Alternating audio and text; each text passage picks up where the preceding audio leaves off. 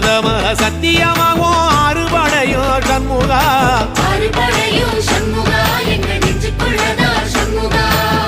தங்கரதம் ஏறி வந்து நீ எட்டி பாறையா சண்முகா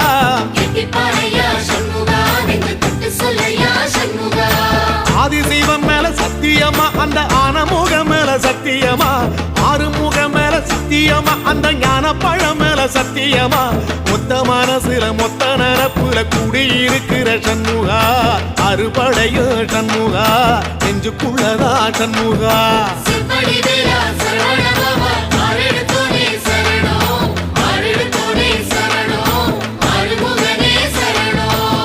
மருதமர சத்தியமாவும்